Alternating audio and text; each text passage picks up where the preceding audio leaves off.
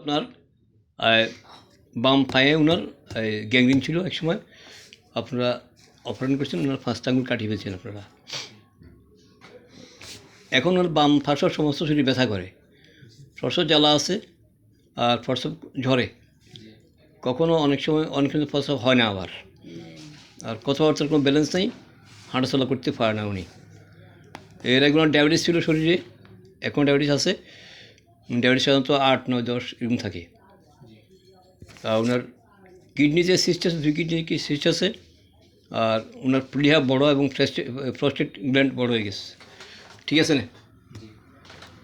ওনার সমস্যাটা এগুলা। আর বংশে ওনার মায়ের কাছে চর্মরোগ ছিল এবং প্যারালাইস ছিল। কথা বলছেন? যাক, এখন ওনার কাছে মূল সমস্যা যেগুলো আছে এগুলোর সাথে আমি যে সিমটম সংগ্রহ করছি, হোমিওপ্যাথিক সিমটম, সেখানে ওনার রাগ আছে, পায়খানা কষা হয়, আর লবণ পছন্দ করে, মাংস এবং টক ঝাল মিষ্টি পছন্দ করে, উনি অন্ধকার ভয় করে, ঘুম দেরিতে আসে, টেনশন করে, আর পিপাসা আছে, গুমাগি পানি খায়। ঠিক আছে তো? তারপরে গোসলে অনিয়া আছে, ওই ইতিমধ্যে হয়েছে, আগে ছিল না। আর শরীরে একসময় চর্ম ছিল, মলম ব্যবহার করছেন। ঠিক আছে তো? আর গরম খাওয়ার পছন্দ করুন, স্মরণশক্তি খুবই কম, একেবারে নেই, অ্যাডামুলো, কমপ্লিটলি অ্যাডামুলো, উল্টা কথাবার্তা বলছেন।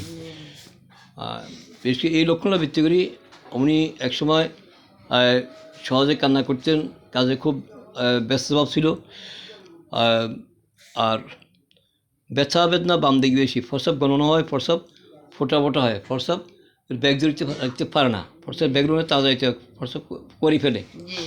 দেখ, এই সময় একটু দিচ্ছি, এটা খাওয়ান ইনশাল্লাহ, দেখা যাক কী হয়, আসলে কি চেঞ্জ হবে ইনশাল্লাহ, ভয় পেয়েন আপনারা। ম্যাডোর নাম দাও।